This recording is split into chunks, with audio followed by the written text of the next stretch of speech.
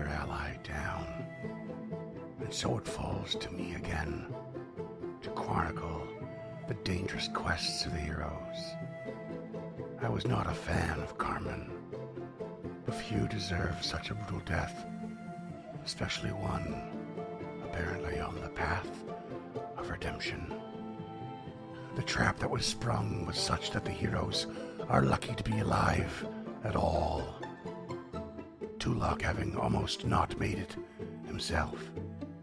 And through quick action and wits, the heroes made it out using more secrets within this labyrinth. Steeling themselves, they pressed forward, pressing down the death of another fallen comrade. Dangerous fungi halted their way, and the avarice of new treasure has seen them spring another trap as mimics target them for their next meal. An object lesson, though I worry their wits will slowly be clawed away from them all.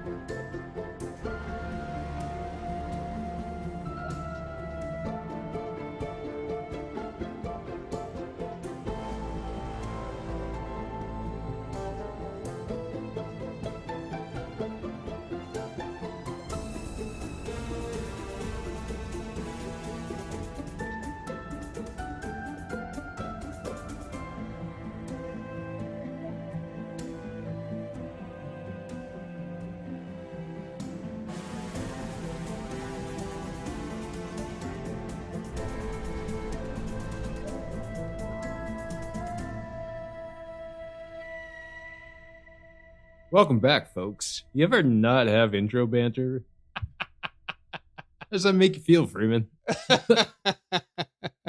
Oh, one sec. I gotta check Twitter. That'll be the first time Duncan has introduced the show.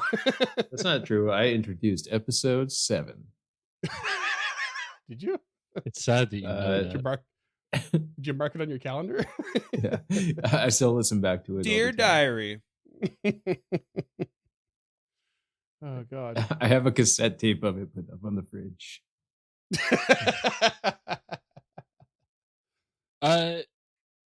So I've been watching this documentary on Netflix, and by documentary, I'm using the most insane air quotes. I can't even remember what it's called. Scott, do you remember? It's like ancient civilizations. But it's this wild documentary where this guy is presenting these theories that there was a technologically advanced race pre-Ice Age.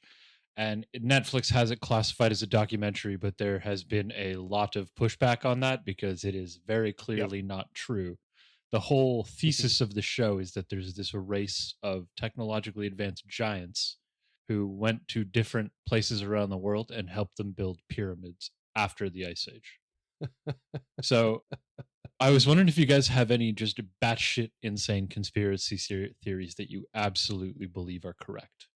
Well, can I just start off by saying shout out Graham Hancock? Yeah, you are one of the funniest people on the planet, and I know you don't mean to be, but that's what makes it so sad. Well, it's just like for so many things, he really he had me reeled in because I used to listen to Joe Rogan podcasts. He was always talking about cool shit. And I like to think that we don't know everything. And then all of a sudden it's just and race of giants. And I'm just like, well, there we go. Yeah. There's always a problem when you go from the position of we don't know everything to I'm 100% sure this is true with no evidence at all. You're like, okay, hold the phone. What happened to the philosophy of we don't know everything? Why are you so confident?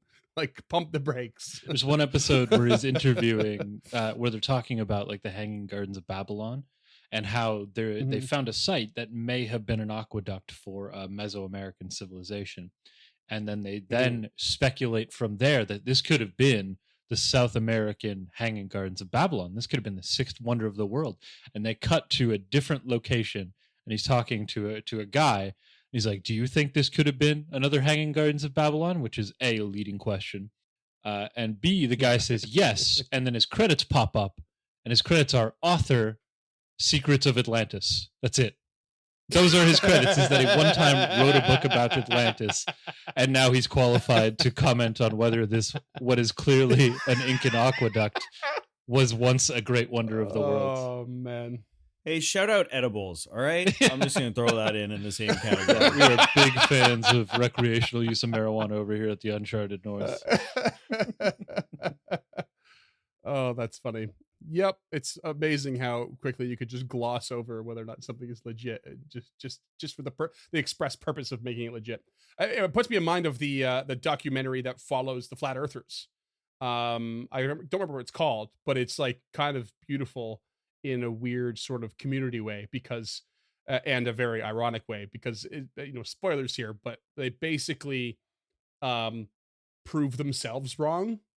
Continually. Amazing. Continually, and then they get like a $10,000 like gyroscopic like measuring machine to prove there's no curvature to the earth, and then they prove that there is. They're like, oh, if it was, it would be this much, and because it isn't, it won't be, and then it was that much, and then they're like, oh, well, we still believe it anyway, because we love our community, and it becomes like a sort of like, oh, you guys are really just like have found people that you enjoy being around, and that's kind of why you're sticking to it, but like you proved yourselves wrong. It's so sad to watch. It was a beautiful moment. It's cute until it's not. Like it's really cute and funny until all of a sudden you're like, oh, some of these people taking this stuff way too seriously is like ruining people's lives and stuff. But that said, I literally totally think we're in a classic Saint Elsewhere right now, where we're just in a snow globe being looked at by a child. Okay, we got Duncan's conspiracy theory. He doesn't believe snow globes are real. No, Saint Elsewhere, it was an old show that was like a hospital drama, but then at the very end, they revealed the entire thing to be a snow globe of the hospital that a child was looking at. Yeah, so not only that And not show, just but like child. the 12 other shows that it was spun off from it. Yeah, it wasn't just a child. It was specifically a child with autism, if I remember correctly, and that child had spun all the tales in their own head. Tommy Westphal. We might have talked about this before, actually. I've never actually watched the show, but there was an amazing episode on exactly that topic on the Imaginary Worlds podcast, which I highly recommend. Really, really cool. And they talked to the sort of writer and creator and the guy who basically decided how to end it and what they went through and to figure out how to end it. They didn't know, and they were like, we didn't want to just do it's all just a dream kind of thing, but like also we kind of did, and they went through some really, really insane ideas that were turned down.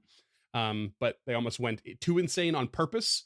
It's kind of like the old Matt Damon, Ben Affleck thing they did with the Good Will Hunting. They went crazy so that they would be like, shut that down, but then you meet me halfway kind of thing. It worked really cool. Great concept. Wow, where did we go with this? Well, I want to shout out my conspiracy theory that I think is real. All those people that said that Dungeons and Dragons promotes satanic worship. So right. So true. right. You should see Scott's apartment. It's filled with candles. I had a real answer to this. Absolutely. And this is just going real sideways. I love Yeah, it. when I'm done this episode, I need to clean up the blood sacrifice of a goat I did in my room to make sure that I didn't die last episode. It's been and then do your laundry. It's been there for a week. God, the smell. Light some incense at least. He's just getting into character. Yeah. Just gouging one man. of his eyes out. Yeah, it's for the listeners and Satan. It really works for an audio medium. Hail Satan and thank you, listeners. Shout out my Dark Lord. Oh, fuck. Like, subscribe, and hail Satan. I mean, it's not inaccurate. Oh god, it's so funny. All right, James, where's your segue? I had one for the question that I asked, not for whatever the hell this is. What was? Let's backtrack. What was your segue? It's no longer applicable. Speaking of being hidden in plain sight, we kicked the shit out of these mimics. That works. We'll just ADR in a good segue for that segue later. Yeah. There's your no context segue of the week, listeners. What a no context segue is just a sentence. I think it's just the first scene in Paul Blart. Oh, the guy's got jokes. I'm sick of them. Let's move on. Speaking and observing and reporting, let's take a look at what's going on in this grand concourse. Let's take a look at the room you have here. You still have a door to the old west, but you have a now open. Sorry, we need to backtrack for a hot second because I just realized he's called the King of Queens because he lives in Queens. Yeah. Yes. What? Holy shit! I'm fucking dumb. I don't know how to tell you about why they call it Cheers, but It's okay. It doesn't matter. It was all a dream. Why did they name it Frasier anyway? Also, all a dream, apparently. What? Frasier? The Cheers is connected to St. Elsewhere. Oh, it is too. Yeah. Cheers. But it's also MASH, connected to Wings as Wings, yeah. Frasier. well. Yeah. Okay. Seriously, let's play. We have a sweet room to the north. That's Spall with a broken down door. Door to the west that's not open, and these two hatches that lead down with ladders attached to them, and an empty weapon rack. That's it. What do you do next? Tulok is definitely surprised by what's just happened. And I mean, yeah. he says, how is should have Tulok feeling seen that actually? coming. Because like you just got had twice in a row real quick. Not to mention the fact that none of you have processed Carmen's death yet. I know you weren't close to him, but like you've not given yourself time, which is pretty classic of you guys at this point. What are you saying? Our role playing sucks? No, I'm saying you usually get to it, but like you have I'm a just kidding. tendency to move on when you're like, shit, fuck, god damn it, oh god, it's too crazy, I gotta move on. got no time for sentimentality. My character is young, and her god is a Rory. Like, I think I'm role playing this right on par. Oh no, you're good, but you just maybe you're getting to become desensitized at this point to a certain degree. I can see that. She is also a military woman, so probably. It's been a crazy couple of weeks. Yeah, I'd say. Tulok rolls a 32 occultism recall knowledge on mimics. Yep. They are exactly what you thought.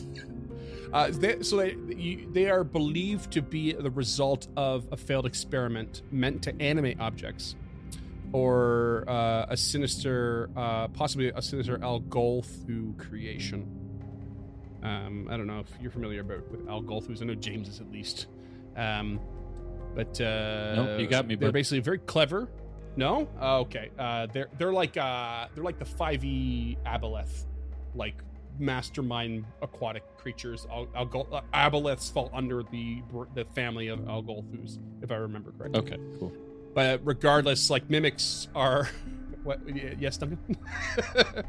I know that explained nothing to you.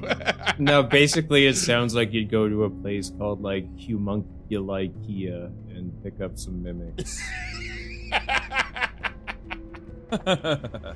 So aboleths and whatnot. I'll give a brief.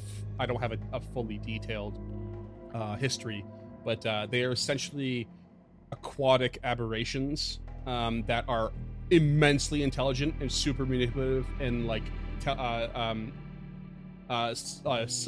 psychic, I guess. Yeah. And they were responsible for, in the Galarian history, responsible for one of the most catastrophic events of the entire world that nearly destroyed all civilization, and very much specifically destroyed an entire extremely advanced civilization. While whilst like that civilization not actually realizing they were being manipulated into their own destruction. Like So they're like evil incredibly- dolphins. Also, spoilers for a PF1 adventure path. Yeah, very much so. They're basically the dolphin version of Palpatine, in Star Wars. A whole bunch of them. Yeah. So anyway, Now mimics are ambush predators, as you can imagine. Voracious eaters. Darth Porpustine, by the way. Nailed it. That might be the most evil Not thing in the the episode title. universe. Oh, like a sinister laugh, but it's a bunch of like flicks and whistles. And dolphins are like the most evil creature in the sea already. Oh, they're not nice. They're not nice. I mean, they can be. More evil than them. Mimics, yeah, they're basically cruel, self-serving, lie in wait for extremely long periods of time. They actually don't really, generally don't really like the company of another mimic. So it's a bit of an odd situation. And they tend to hang out alone. But they're very vigilant and very alert. Weaknesses or anything like that for future endeavors? None.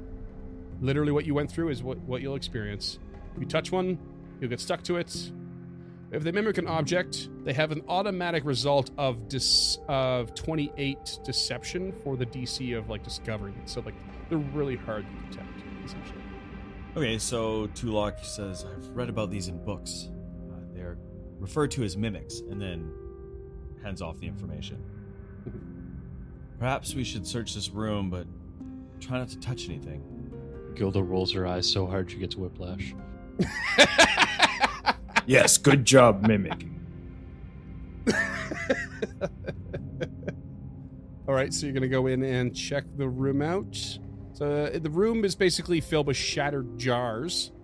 And among the debris, you can see one that is intact. And it is a small bottle. Appears to have like a briny concoction to it. So it's a little bit clouded. Kind of reminds you of seawater. Okay, so now I don't want to touch it. Son of a bitch. Why don't you roll me a Arcana or Occultism as well, Tulok? 30. Sorry, yeah. There's actually a second. There's two here. So there's that one, and there's also an ordinary corked glass bottle that contains appears to contain nothing.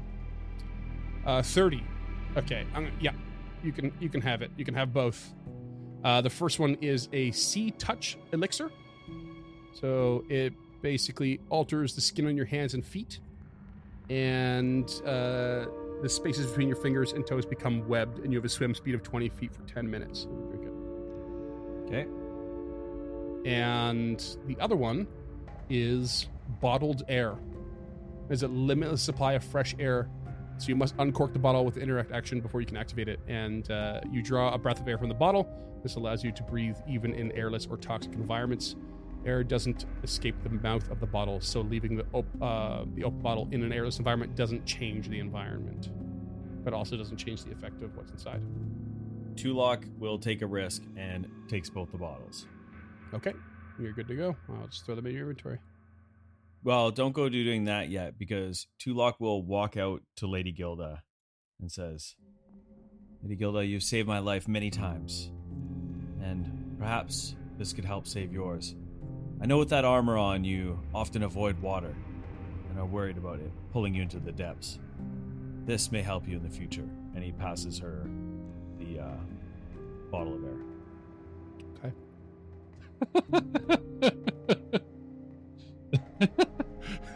Sorry. James apparently thinks that's funny. I do. I think that's hilarious. Sorry. Yeah, she happily accepts. You went on this diatribe about water and life-saving, and you give her the one that doesn't make her swim. And I don't know why that got me, but it got me. I was thinking the same Yeah. thing. You're just gonna keep on sinking, but you can breathe the whole way down. Hey, that's what I thought. I was like, she'll just hit the bottom and walk along. You'll need this to scream while you're drowning.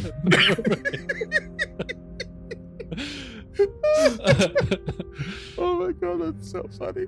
I hope it gets Gilda killed one day. So that Scott gets it wouldn't, I don't think. Yeah, so God, she takes it appreciatively. She doesn't giggle in your face like I did. Yeah, bastard. Sorry, man. I don't know why, but that got me. I was honestly thinking the exact same thing. Oh, so funny. It's funny because in my head it made absolute perfect sense. Yeah, but to me it was just like this solid misdirection, like so good. Yeah. Oh man. Thank you. I do really appreciate that. I really do think it'll come in handy. And she's immediately thinking about going back to that mold room, but after remembering that Krugga said it wasn't just inhaled, she thinks better of it. Yeah. How's everyone looking for health? Because Tulak is down. Down a bit. Could spend time filling up as we do. I mean, not a bad call. I think that if we're going to do that, Tulak is just going to wander and try to listen down one of these hatches as the group kind of gets into doing a little bit of healing. Yeah, if you look at the hatch, you can see. I mean, it's open and it leads down. The ladder's there, but you can see that the ladders are missing a number of rungs along the way. So it would take a small but necessary athletic check to climb down safely. But it appears to lead down to a water source, a rather large water source. Are you able to climb back up easily, like with an athletics check? Same athletics check, yeah, to climb up and down. But it leads down like quite far, like 40 feet or something. So we could go down if you guys want. Gilda can now breathe as she sinks in the water, and she is an expert in athletics, so we can follow the leader. Yeah, I think that Tulak would prefer not to go down yet, but he was just putting it out there to see what was down there, just in case. It's probably been an hour since the last medicine check. So that is a 21 on Krugga. Okay. For 8 plus 18 back with a lay on hands, that's 26. Is that okay? Yep, that's perfect. Okay. Tulak, that is a 15. That's a meet to beat. That is 11 with 18 back from the lay on hands. How are you looking? 11 with 18. 11 plus 18, so 29 back. I can just take the 18 would be fine. Okay.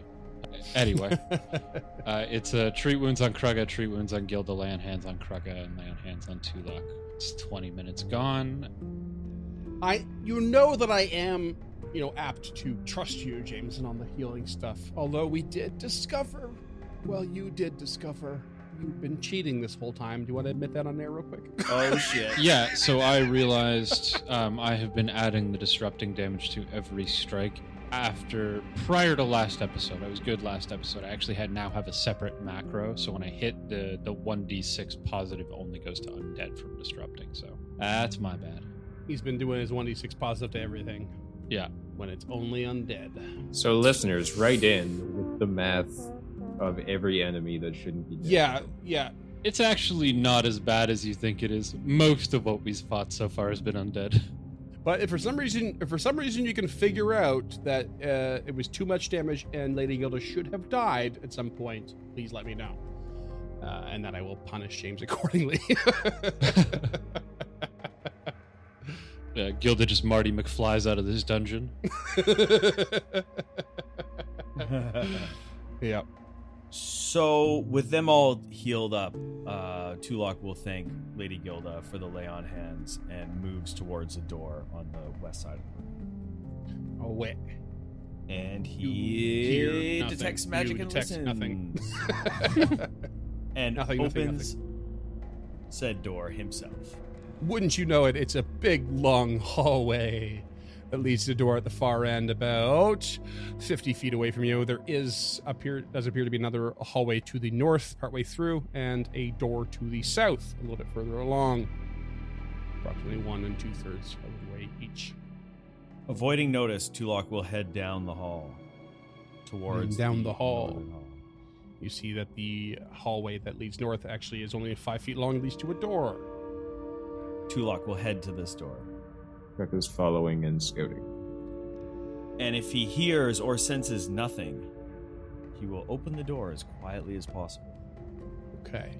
Tulok's going rogue. He's going for it. He's looked into the face of death and is now feeling bold. You take a moment to listen at the door, and you don't detect any magic, but you hear the occasional bump sound, like almost like a thud. Very light, very occasional. Is there a pattern? Nope. Tulok will open the door. Okay. You open the door to a room where the floor contains several open square pits.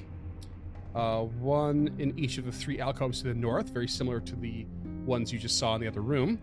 And then there are 2 rather larger pits in the middle of the room that are 10 by 10 feet, with a 5-foot sort of length between them.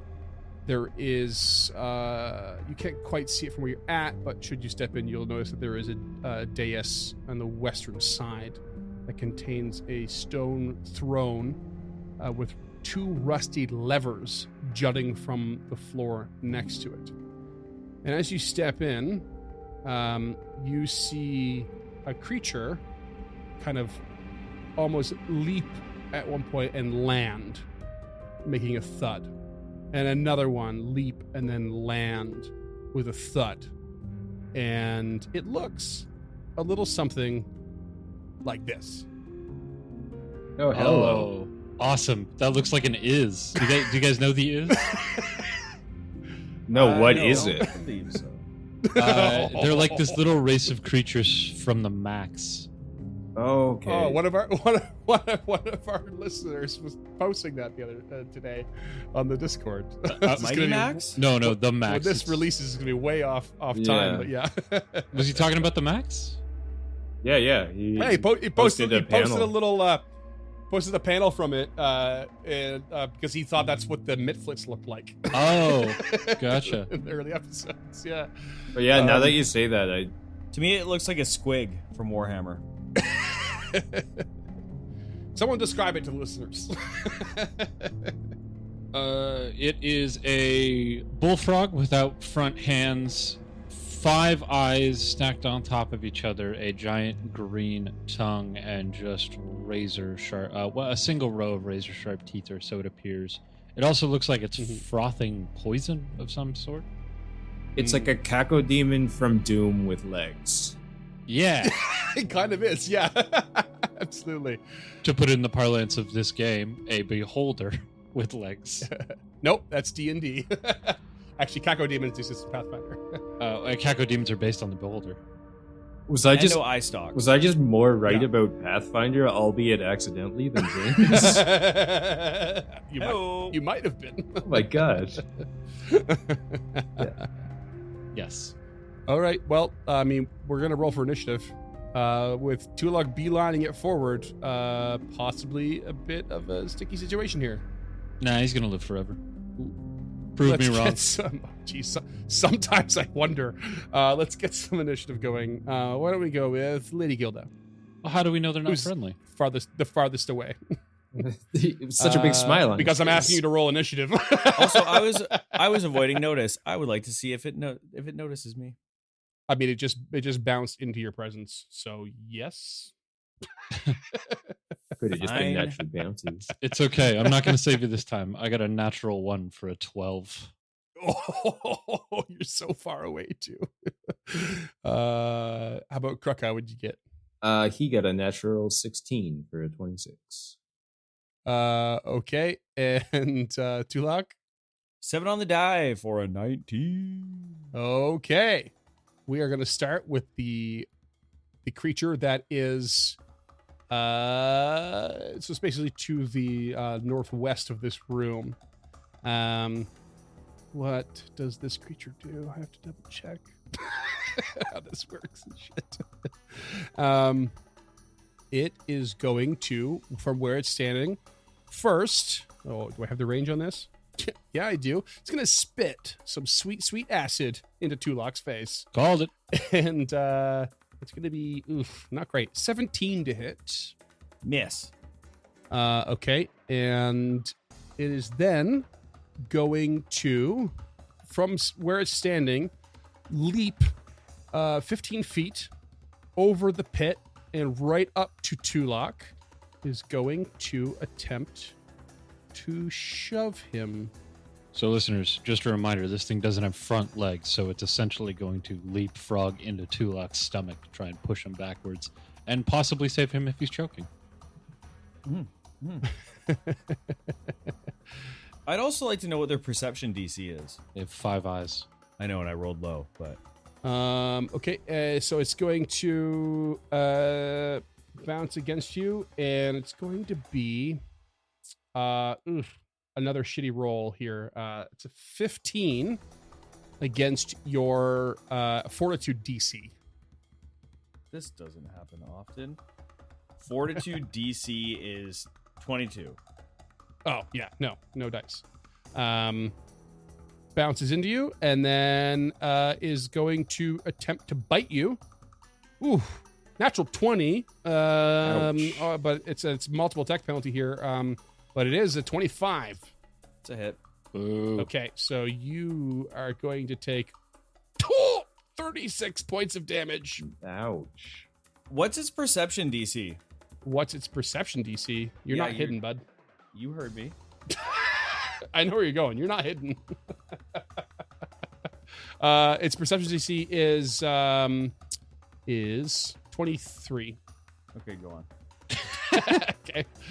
So you take 36 points of piercing damage, and you also get a bunch of its acidic saliva all over you for persistent acid damage on this sweet, sweet crit.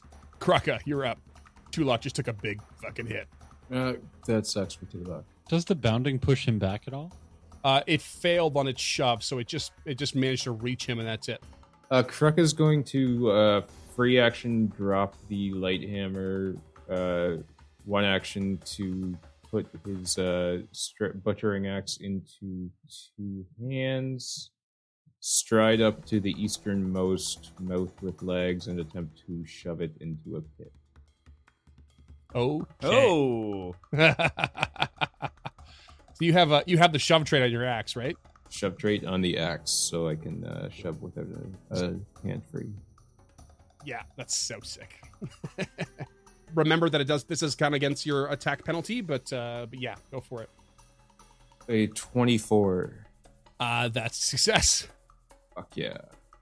Oh wait, hold on. No, sorry. Shove against my fortitude DC, correct? Correct, yeah. No, it is a success. Haha, fuck you. Hell yeah! You push it 5 feet back, and it falls into the pit. Amazing. Kraka! Watch Oh, that that's so first good. step, said a wise person. Holy shit! I put that creature in the wrong spot, didn't I? Didn't you? What else you got? That's 3. 1 to draw the axe, 1 That's to move, 3. 1 to shove. Okay. Love it. All right. Next one is the one that fell in the pit. And then Tulok, you're up. Tulok will cast. With 2 actions, Tulok will reach out to this creature, touching it, and casting Vampiric Touch. Oh. I need a Fortitude save. Okay. Fortitude save coming in.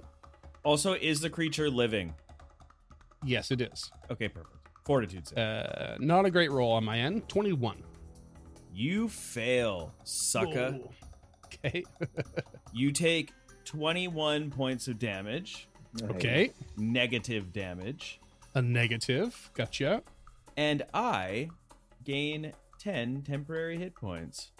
10 HP. Nice. If you put that in your stat block, it should auto-calculate the next time you take damage, which is fun. Boom. Which lasts for 1 minute, just FYI. And then with my next attack, my next action, I will cast Guidance upon Lady Gilda. Does she have to be in sight? Can't see her. That's a genuine question. Because I'm pretty sure. I am genuinely looking. Yeah. Range 30 feet. Target 1 creature. Is Gilda within 30 feet of me? Yep. Well, it says nothing about sight. It's debatable, but I'll allow it for now. A sight is like factored into the components. I don't know how it could because they're only verbal, somatic, and material. There's no visual trait. Right, but I think sight is normally featured into the somatic, but I can't remember. I looked this up for my wizard, but I honestly don't remember. Okay. I mean, it's a divination spell, so I mean, he's using it from the occult side of things, but yeah, we'll just say yes. Go for it. I'll take it. You kind of know where she's at. You know who she is. You know she's your teammate. You're like, boom. I don't even care where she's at. I know you're just gonna aid her. That's you then. Yes, sir. Okay, and roll me a. Okay, you're gonna take 2 acid damage. Roll me a recovery check, please. 15. Nice. Oh, meat to beat. Okay, Lady Gilda, you're up. Gilda, with her first 2 actions, is going to stride into the room. And with her final action, she's going to Spartan kick, or attempt to Spartan kick this creature into the pit. Following Krug's lead. Yeah, she's going to go for the shove using the guidance. Okay. That is a 21. Not going to do it. I will use a hero point. Okay. Natural 20 for a 34. Oh, yeah. shit. Are you going to follow it into the hole? I'm good. You shove it 10 feet, and it's just the right amount for it to fall down the hole. Boom, counter over. That's easy. Did not see that coming. We should have more pit-based encounters. I like this. Let's wait a couple of levels so I can take Catfall. Amazing. So Tulok puts his hand on Krukka's shoulder and says, maybe moving in here wasn't the best idea. Krukka, Lady Gilda, I should have let you go first. I don't know what's come upon me. It's the secrets of this place takes me sometimes, and I just want to drive further and further into the abyss. The thirst coming for to my aid. knowledge drives many horses to drink. I don't have an end to this metaphor.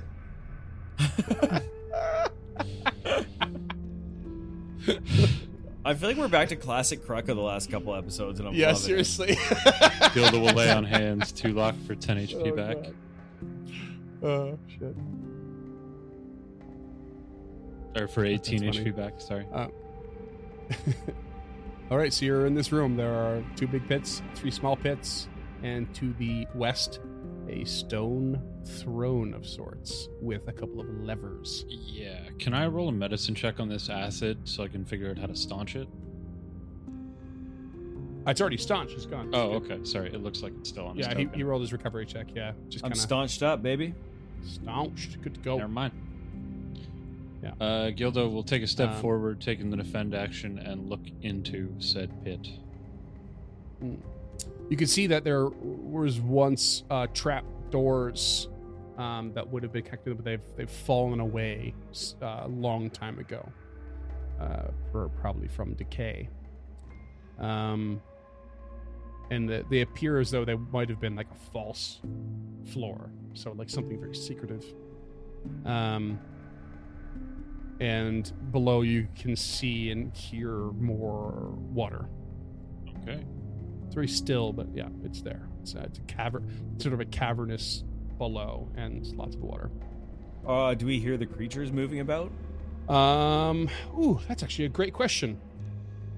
Yeah, not only do you hear the creatures moving about, you hear like the eventual like fall and then splash, and the fall and splash, and then you hear a little bit of rattling, and then in the water, and then you hear a slow rise of motion and disruption of the water that turns into like a ridiculous rending and splashing and like motion and cacophonous sound that echoes up through these holes. Okay. Shark pit? Yeah, this is your Shark. classic sadistic throne room where they get to pull a lever and send their enemies with calamitous fall into it. It's the Rancor pit, but with water. Okay. But where's our salacious crowd? I think we just punted him into the water. Yeah, I was gonna say. Yeah. I was going to say Gilda really wants to pull one of these levers.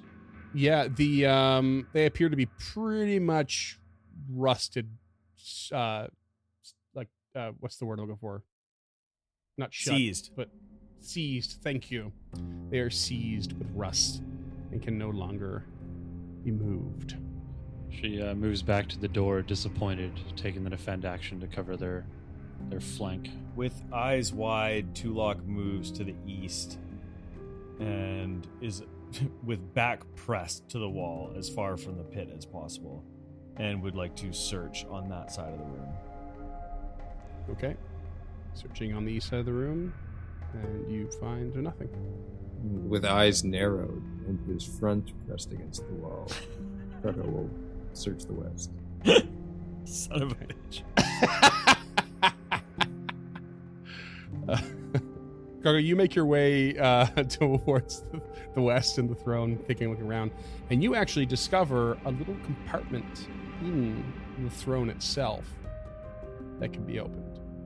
Oh, there's a small compartment for your remote.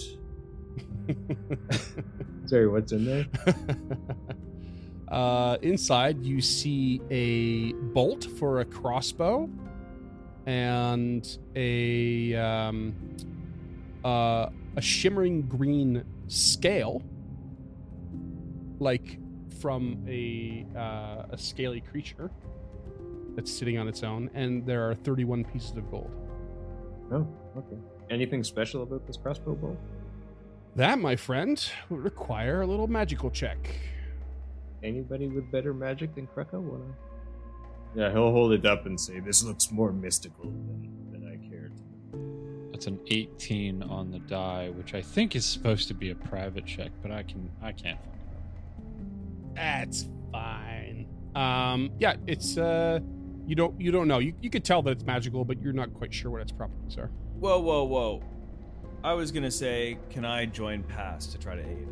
Oh God, why are you so slow on the uptake? 24, because you guys were talking I'm respectful. And also suck it. What does that do? So you give a +1, and that's a meet to beat, actually, for the 19. Okay, dope. Thanks. This is what's known as a climbing bolt. So the shaft of this bolt is wrapped with fine twine. When the bolt strikes a solid surface, the twine unwinds and enlarges to a 50-foot long rope securely fastened to the surface the bolt struck. The rope can be pulled free with an interact action and a successful DC 20 athletics check. Do we have one of these, or is this a different game? I don't know if you ever had one of these in this game or another one. I don't remember. I feel like we got one in TIO. Yeah, I think you're right. Did you? Okay. Did anyone bring a crossbow? No, but when we go back to town, I wouldn't say no to one. These javelins are not an ideal ranged weapon. Tulok still on the other side would like to peer down into one of the three smaller pits. Does it go to the same place? Same idea as before, yeah. Just these ladders that go down, and some of the rungs are missing. Requires a check, leads down to water. Did you say there was another object we need to look at? Yep. There's a shimmering green I'm going to throw into Lady Gilda's inventory. Sure. And then Krugga, I'm just going to give you the gold. Yeah. What are we rolling on the scale? And the scale is going to be anything you want. Okay. Tulok takes it in his hand. And because you guys always forget, Duffy's like, I can taste one of these and let you know what sort of affinity it has to the magic. And gives it the swallow and is like, there seems to be no particular one. I'm not very helpful today. I'm sorry. Please don't forget about me. I'm sorry. I'm so lonely. You sit upon my back so comfortably. I forget you're there sometimes, other than when I'm stuffing corpses inside you.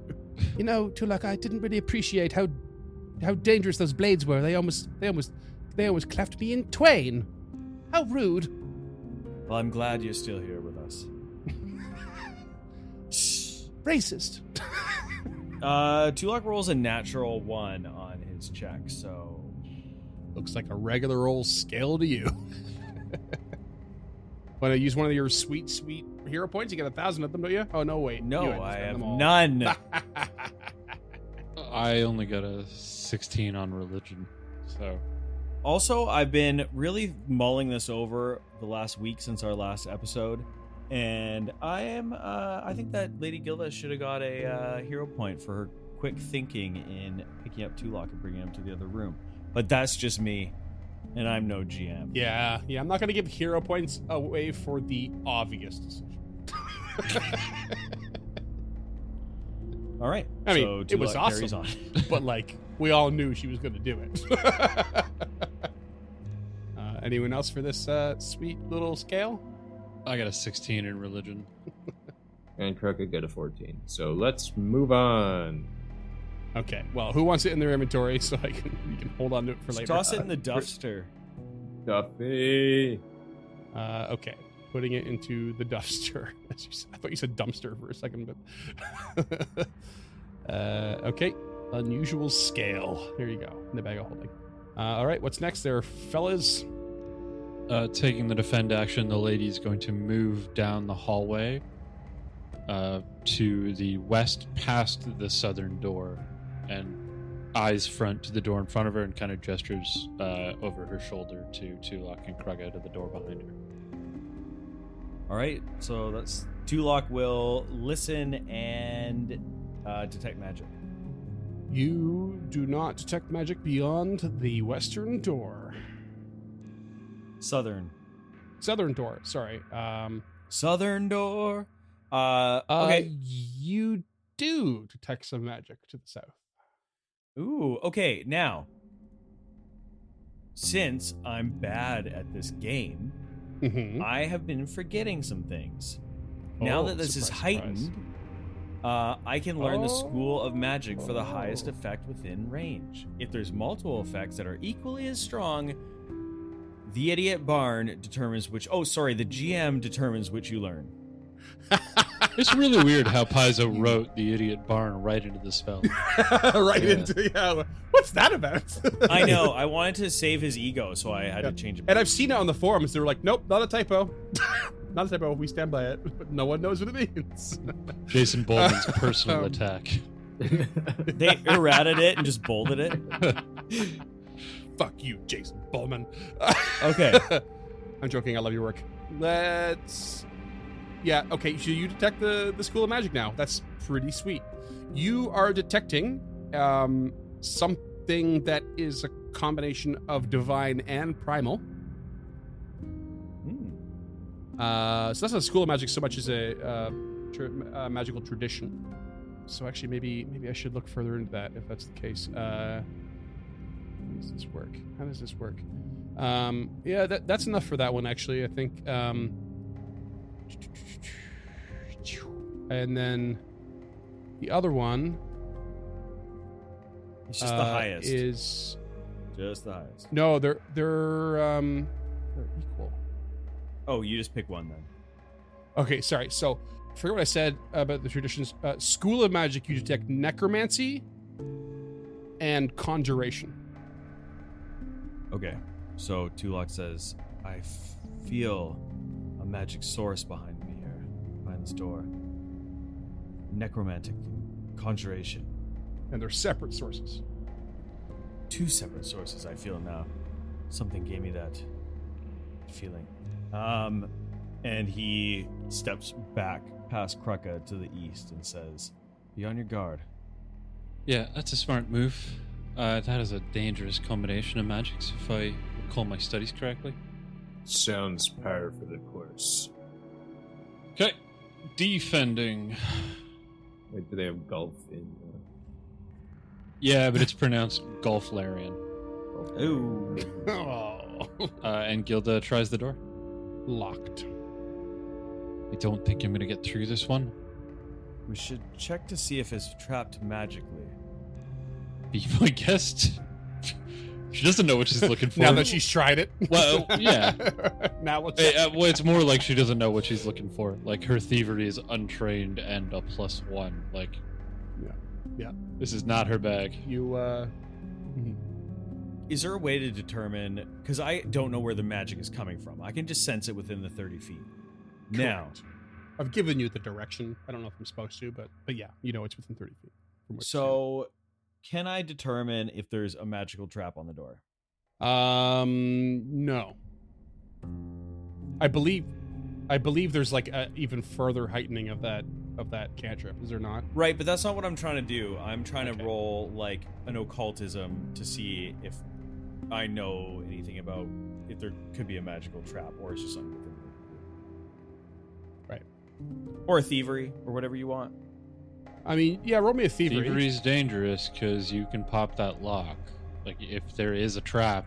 He's rolling thievery without the tools. Like he can still inspect the lock using thievery. Gotcha. You know, you can kind of use most skills with as a recall knowledge in a way. So like, you know, I know, that's feasible athletically or not, as it were. 21, sir. Appears to be a very complicated lock. Oh, but we have a cool key. Do you? Yeah. And what does that key do? That I don't know. Presumably opens something. We have it is an unusual round shafted tipped with several teeth of varying lengths. Oh yes, the round key. Yeah, the aptly named round key, Which which is just a regular key. I don't know. I don't own any round keys. It's describing the the shaft loop is on round? the end. The shaft is round, and its description is several teeth of varying lengths, which is just how locks work. It's just a key. Yeah. It's like it's an old school key with the round shaft, but it's literally just a key. Yeah. Okay. So, can I determine whether that is the same? Like, do I think that would work in this lock? Gilda hands it to you. Does not work. It's not the key for this lock, and it seems very complex. Perhaps we move along and come back here later. Yeah, throw the key away then. Wait. Tulok whips it into the water pit. We could try knocking, she suggests. Like, not expecting to be taken seriously, but there's also not a whole lot else that's happening. Krucka will not will not take it that she's joking and just knock right away. Dunk, dunk, dunk. Right. No. I forgot he's a literal. Good idea. Does anything happen? As a wise man once said, knock and ye shall receive. What's the door made out of? And you receive nothing. Wood with banded iron. Pretty common around these parts. But sorry, so nothing happened? Nothing happens, no. Oh, okay. You can always force it open with an athletics check. Yep. There's always that. She, Gilda moves back in front of the door and throws her body weight and her shield into the door. Well, blam. Athletics, go. What do you got? 33. Oof. Nice. Cracks. Busts that thing down and leads to a little 10-foot hall with another door. She immediately halts and listens. That is quite a knock. Halts and listens and hears nothing but the faint echo of the door slamming open. She shrugs. Looks at Tulok and Kruga. Tulok nods. Still taking the defend action, she moves to the next door in the hallway and tries the lock. Locked. Tries the round key.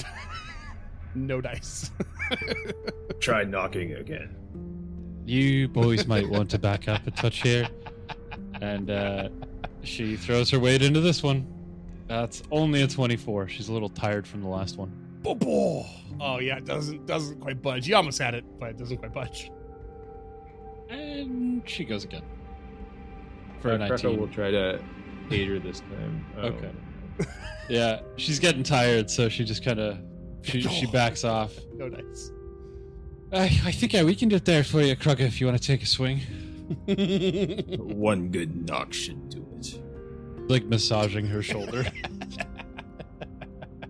And Krucka breaks his foot with a 15. He just trips along the way. Perhaps. Shoulder down. Perhaps we should try another door. What does the lock look like? Is it as intricate as the first one? Yes. Which I don't know how you guys feel about it, but maybe that makes you want to get in there. It does. That does make me want to get in there. Double lock door. Yeah. To double lock. And so, and by complicated, I mean you need 4 successful There are 4 tumblers to this Yeah. lock. You need 4 successful checks. Insanity. Yeah. And I'll tell you right now, the DC is 25. Trying to save some dignity, Trucko would like to search the walls of the small hovel. We could always try a fastball special there, Krugga, if you want. Awkwardly starts checking shit. I can see it. Oh my god, I can see it. Just trying to save face. just like bouncing on one nothing's foot, here. like he braces himself with his 2 hands against the wall and then pretends to make it look like he's searching.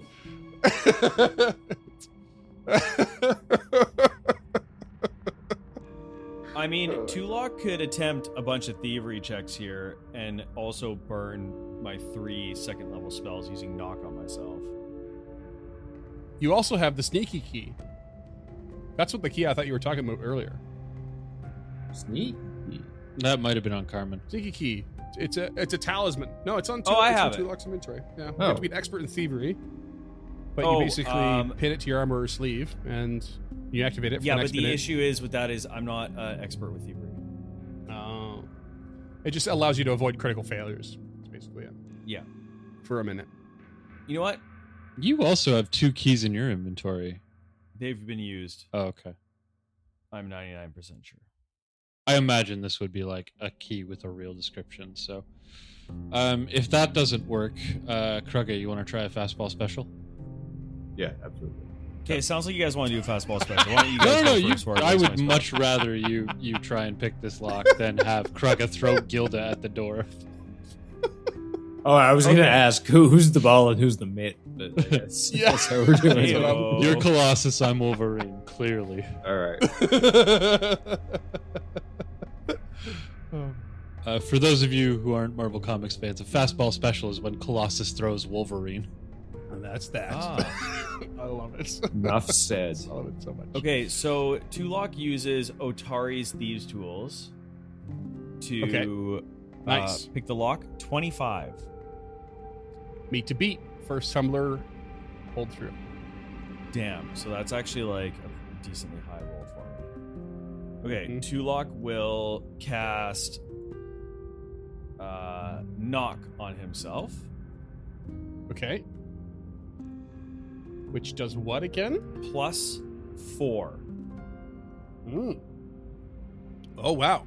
Okay. So you're getting a +1 item bonus from Otari's Thieves' Tools, and you get a +4 status bonus from this? The answer is yes, by the way. Yes. Sorry, I was just reading it because I just want to clarify if I have to use it for every attempt or if it's duration 1 minute. So actually, I only have to cast it once. Yep. And then here we go. So I get a +5. That's awesome. That's a massive bonus in this game. It should knock you up more often. Son of a bitch, 23. With a fucking 6 on the die. Oh, nope. Fail. Okay, I go again. 24. Another fail. I go again. Wait, no, hold on. 24 plus Oh, 5. plus right? 5. Sorry. 29. Woo! Let's start it all Success. over again. Jeez. 33. Success. 35. Oh. Crit success on the last one where it doesn't count. No, that's Meanwhile, that's just 3 in a row. it's gonna be. Oh yeah, you're right. 4 consecutive. Yeah, fair enough. So does the So then it does count because you get 2 on a critical success. boom, boom, big thief Perfect. guy. Nice. Meanwhile, Kraka's still just checking the walls. As you're, like, concentrating. No. You're like sweating. There doesn't seem to be anything here. Gilda's like stretching her legs, getting ready to be thrown. Tulok is down on one knee with Otari's Thieves' Tools, just feeling the tumblers within and just really hoping and praying that he can get this open. And he's with Otari on his mind and bringing vengeance to him. He just feels that pop as the tumbler clicks. Yeah. Sorry, I don't know why I find this this imagery so funny. It's killing me. Sorry, Scott. I know you're getting all specific and dramatic, and I'm just like, I can't stop picturing Kaka and Lady Gilda while you're like doing the serious job. Oh God. Tulok moves away and allows you fucking jokers to carry on. The lady takes her place at the front and shield up, limbered up, opens the door. You open the door to a room with shelves that are well stocked with jars and preserved organs, crates filled with bones wrapped in rags and surgical tools. 2 armor stands flank a weapon rack to the south, but they bear only a pair of gnarled sticks in leather sheaths. She will... Wands, baby, wands. Gilda will take a 5-foot step into the room and see if anything happens. Nothing happens. She'll take another 5-foot step directly forward. You good? Holding her breath, she'll take one more. You fine? And the last one. You good? Okay. I think this one's safe, she calls out. Tulok can barely contain his excitement as he pushes past Krucka and into the room. You start taking a look around this room, and you discover a few bottles of liquid that appear to be of some use. One is purple, one is green, one is silver. And Tulok, I assume, since you said it, you head towards those sheathed sticks of wood. You got that right. And oh yes, they are indeed some wands, but they are not occult. You will have to roll a check. 2 wands and 3 bottles of liquid, purple, green, and silver. Okay, so I'm going to roll occultism, and I would like to check those wands first. Please remember that I have a skill feat called Oddity Identification, where I get a +2 circumstance bonus to identify magic with the mental, possession, prediction, or scrying traits. Okay, what? Can you post that to me in the chat so I can better understand? Identify magic with the mental, possession, prediction, or scrying traits. Okay, all right, cool. All right, gotcha. Would anyone like to help me take a look at these and see if you can help me figure out what they are? I would. Why do you keep forgetting about me, Master Tulok? I thought we were friends. That's true, Duster. But does anyone else want to aid as well, or? What skill are you rolling? Occult. No, I'm good. I'll try, I guess. It's all good. He passes it to Duffy and rolls a 28. I'm hoping that's good enough. Sorry, because I just shut you down. I feel bad now. Doesn't matter anyways. Well, if you had remembered what I do, you would have waited to roll. Because I tell you what works best and what doesn't, not give you a bonus, you dingleberry. But it turns out that 28 works well anyway. Success! You have found a wand of healing. I'm really worried for Duffy that he knows what a dingleberry is. Like, what kind of life did he used to lead? I've read many a book. We've got him eating corpses, so it's not like... I guess that's true. It was featured in a book about animal husbandry, on the chapter about sheep, and how dangerous it can be to let dingleberries lie. You must trim and take care. God, okay. That's enough. Cut the mic. Duffster. Yeah, you've got a wand of heal, which is divine and primal, but could still be very useful if you can activate it. I might be able to activate it. I mean, So you actually don't have the spell casting feature Right. as a champion, so you can't just automatically activate it. I didn't mean I automatically. did look into that a while back. Yeah. Anyone can attempt for sure, but don't you have trick magic item? yeah. Oh, Yeah, I thought so. never mind. You're good. You do you. So Tulok will take it. I'm gonna activate the item, and so I use my level as my proficiency bonus and the highest of my intelligence, wisdom, or charisma modifiers. Oh, so 6 plus your charisma modifier? Appears that way. And then And the DC I mean, how is it? Do you want to activate it right now? Yes.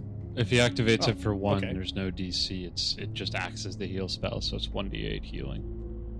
But it does have heighten +1, but I don't think you can heighten a wand. Mm-mm. You determine No, I the don't think DC by the item's level. It is a level 2 wand specifically, so it is already heightened to a level 2 in this case. I determine the DC. Yes. Here you go. Look at this block of text that's been confusing me. DC's by spell level I have here. It'll be DC 18. So I roll and then I add like my charisma plus my level, so 10. So you have to use a skill matching the item's tradition. So you have to roll religion or nature if you want to activate it. I would like to try. And then yeah, it's you said it yourself. I'm still searching through here, but it's basically a +8. Yeah. No, sorry, that was just my religion roll. Oh, okay. I'm confused. Yeah. Hold on. The item's level is 2, so that's yeah. going to be the DC.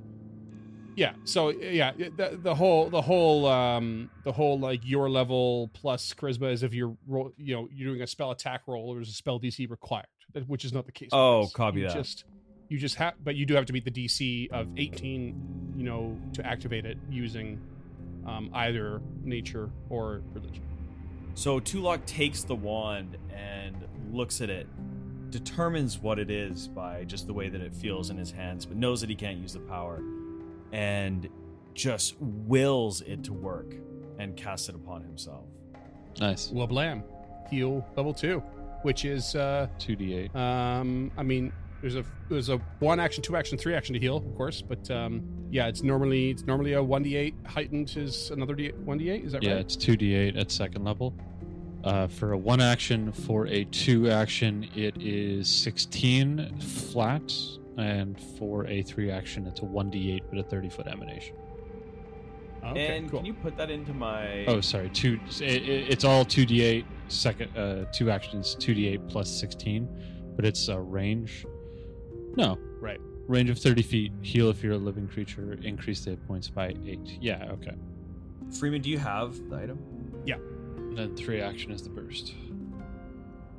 Okay, so Tulok activates it and receives 14 points of healing, thus bringing himself a little closer to full because he was actually down and risking it in this room. Now, the other wand. Oh, this one seems to be more attuned to the nature and arcane side of things. And Tulok rolls an Arcana for 18. No dice. Kraka, you know about nature, do you not? I have been outside. Would you care to look at this? Of course. Tulok will aid with a 28. And with the aid, that's a 27. This is a wand of summon animal level 2. Nice. I have seen this outside where there are also animals. Also of the arcane and primal traditions, so not on anyone's spell list. All right, Tulok will just toss that in the bag of holding as well. And then you have 3 liquids, purple, green, and silver, all crafting checks. I'm out. Krako's got it. And by got it, I Which mean color? will attempt it. Let's start with purple. Which color are you gonna go with? Lucky Purple? Okay. number purple. 25. It is a bestial mutagen. You transform into something bestial, and you take on the muscle mass. But your lumbering form is clumsy. You gain a +2 item bonus to athletics checks and unarmed attack rolls. You gain a claw unarmed attack for 1d6 slashing with the agile trait, and a jaws attack for 1d8 piercing. The drawback is you have a -1 penalty to AC and -2 penalty to reflex saves, and it lasts for 10 minutes. I've heard of these. We call it swole juice. And he'll be I could be interested in swole juice. Oh my god. and he will offer it to Lady Gilbert. She will happily squirrel that away in one of her belt pouches. Oh my god. Yeah, that's pretty amazing.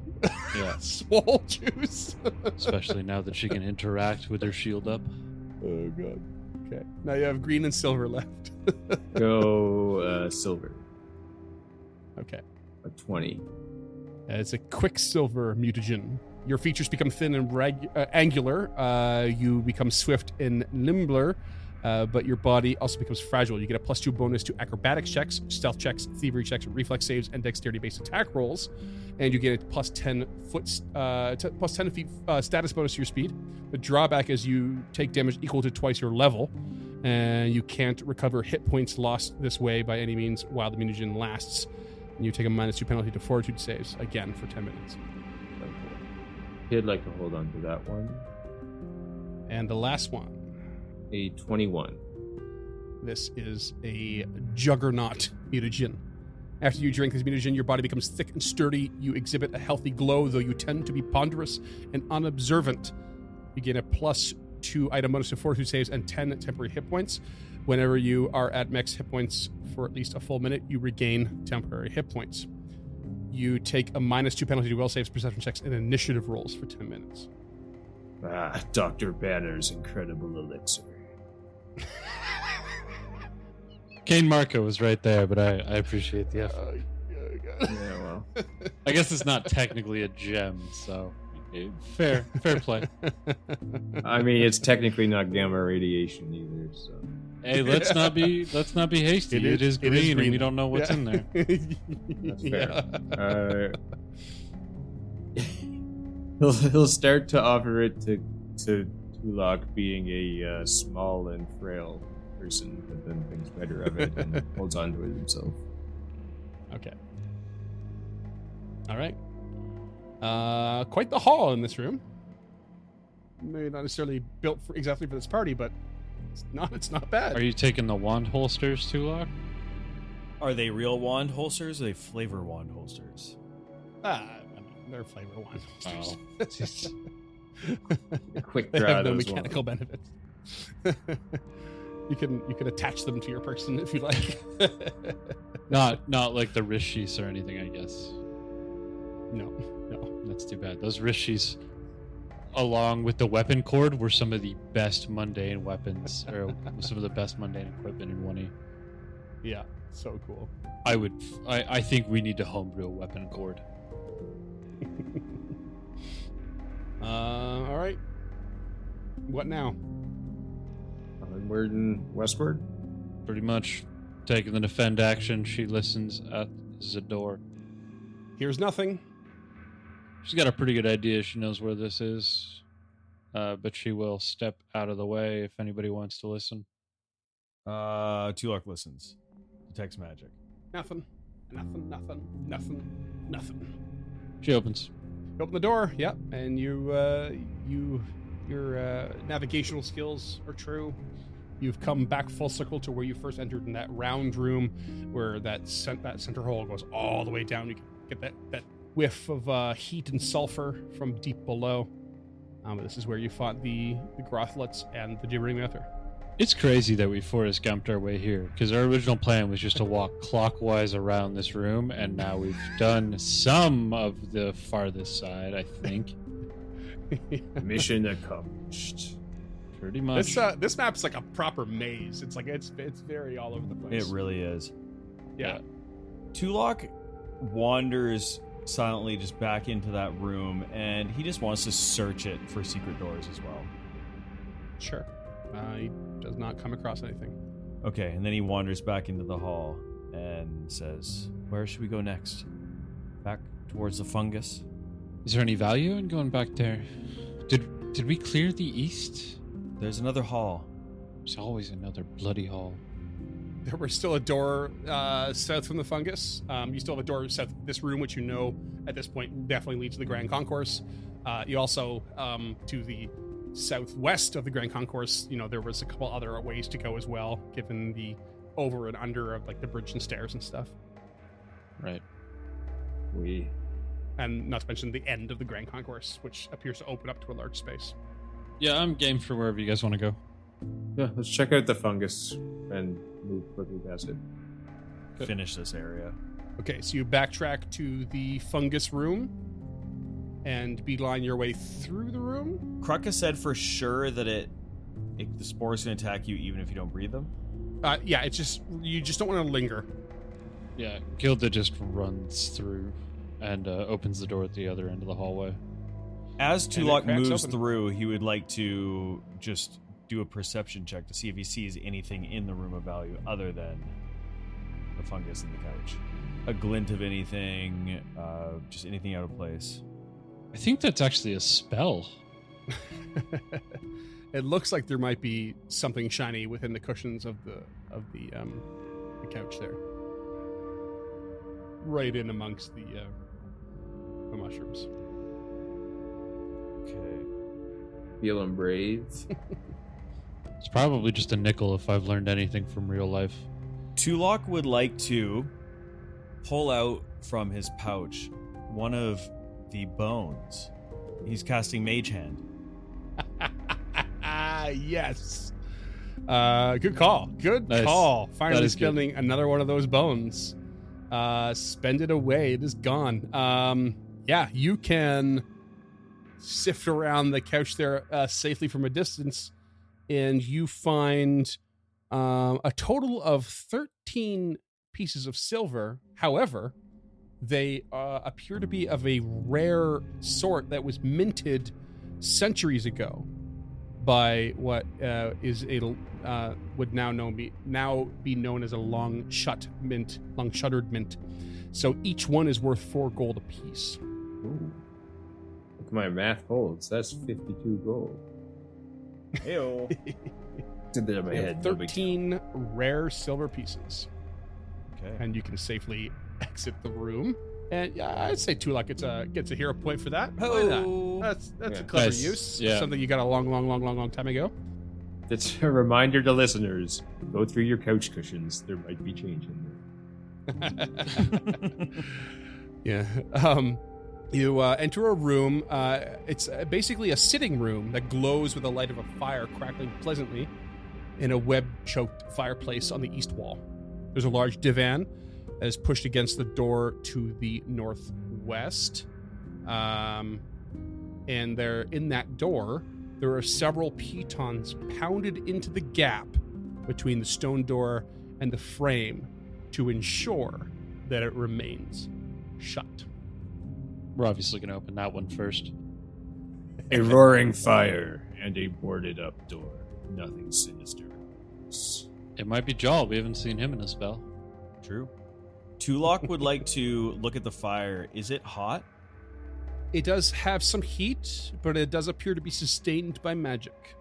So it is truly a fire. It's not like an ever-burning torch that is not... doesn't produce heat. That's correct. And there are several harmless spiders that sort of inhabit the area. It's a nice, dry, warm place. And they're all all spread around the room and around the fireplace. But yeah, it is hot.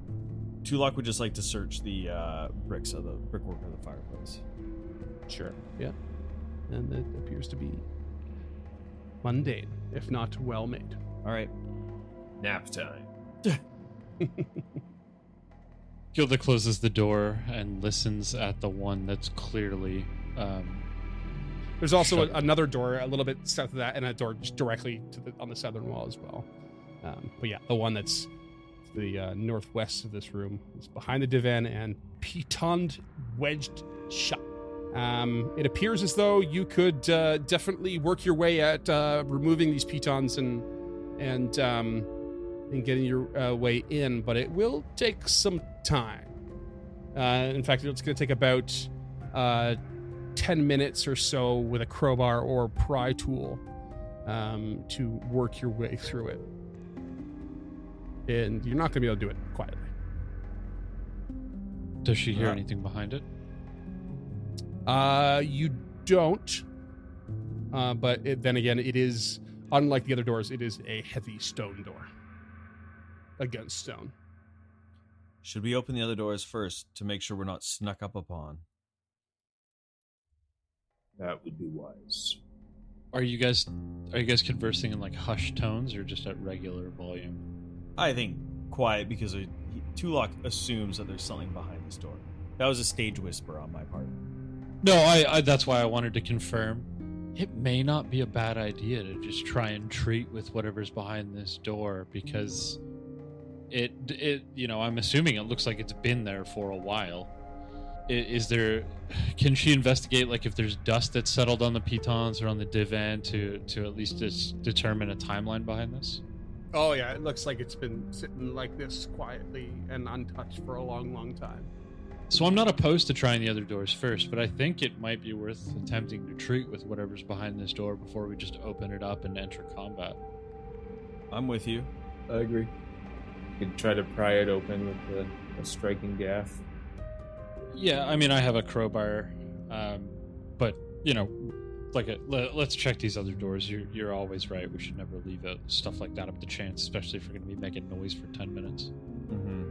Tulok would just like to, he would exclude the magical fire from his detect magic, and we'll detect magic at the doors.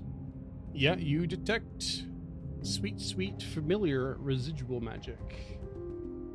Something you've detected before. What type?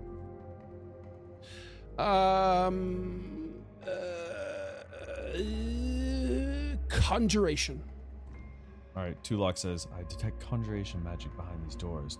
Lady, or Krucka, perhaps you should go first. They might just close on their own.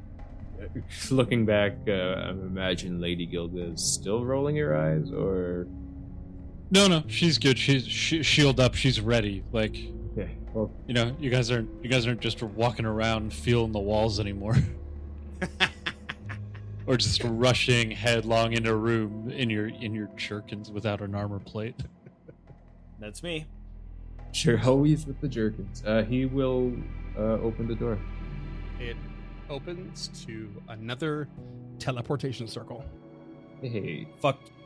Hell yeah. This is our home base on this level. That's what this is supposed to be. Well, Master Tulok, this seems to be in your area of expertise. I fucking bet this is an ally. I bet it's an ally. Okay. Well, I like those odds. I got a hero point. I'll bet you. You want to bet another hero point? Yeah, I'll bet you a hero point that there's an ally back there. Hell yeah. I love it. We're making it interesting. All right. Call back to last week. All right. Yeah, call back to last week. He's a gambling man. If I'm gonna say it, I'm gonna back it. I don't have anything else of value. All right. Make a note. You checking the south door first? Yeah. Okay. So I exclude that from my detect magic. Yeah. You do not detect, or you don't hear anything. You do not detect anything. Go ahead. I do not detect it. Krucka will take a step south and open. Opens the door to a very large room with overturned tables and benches, all made of petrified wood that lies scattered around the edges of a very expansive chamber. There are pale bones that are interspersed within these furnishings. Several preserved monster heads and silver plaques adorn the walls. A glowing circle of runes is etched on the floor in the alcove to the east, should you step in a bit further. It's a big room filled with broken furniture and lots of bones. He'll look backwards and say, even the tables have been scared in this room. They're petrified. The last time we came upon a room filled with broken furniture and lots of bones, it was a giant skeleton. Okay. But the only person in the party who was there for that is Tulok. Yeah. Yep. And I'm almost high enough level to make those myself. Lady Gilda was totally there. Because she For didn't want the to fall in the skill? water. Oh yeah. She Yeah, punched yeah. the Minotaur. Yeah. You're welcome for the air. So she speaks that aloud to the group then. Last time we came upon a room with a bunch of broken furniture and bones, I had to knock out a minotaur skeleton. A miniature skeleton doesn't sound too bad. Oh, God. That is technically correct there, Krucka. So he'll nod and take a step in the room. Not relevant, but correct. You take a step in the room and there's nothing. Okay. So you said 3 doors to the left. There's a door immediately to the west. There's one in the middle, and then one southwest, and there's another one along a wall on the south. Plus, to the south, there's a very long, wide hallway that leads downstairs. A lot of ways to go from here. Well, now that we know that there's nothing immediately here, perhaps we try this northern door. Yes, good idea. And Lady Gilda, what do you think of that? Yeah, I think that might be our best idea. It looks like this could be a little place of respite in the arena. I can try and open up the door if you want to work on the teleportation circle to give us a quick exit. Yes, I will do that. while they're doing that, Greco will search the room that they just came back. You're gonna search the big room? Ooh, careful. Boo, yeah, maybe not. I mean, go ahead, but that ritual is going to take an hour. True, yeah. Maybe can I just aid Lady Gilda to speed that up? You guys get to work on that probably, shoulder to shoulder, working on each piton. It's not quite 5 minutes instead of 10, but, it's definitely a few minutes less as you yank and pry and pull and bang at this purposely shut door. And as you're hitting it and hitting it and hitting it and pulling it apart, it slowly becomes easier to get your, see fingers in the gaps. You can see it loosening on its hinges. And eventually you get the last piton out and are able to open the door. And when you do, you see a glowing circle of runes that covers the floor in this chamber. There's parchment covering cramped writing desk situated in the north wall, and splintered remains of a bed are piled in the far corner. And standing there, waiting for you, hunched over with a long, big walking stick, and wrapped in parchment from head to toe, with a cloak on, is this creature. That's the fucking devil they warned us about. The deal devil, I think. Oh, shit. And you just hear a crackly, dry voice that just says, "Oh my, it's been some time." And that's what we're going to call it. Sweet.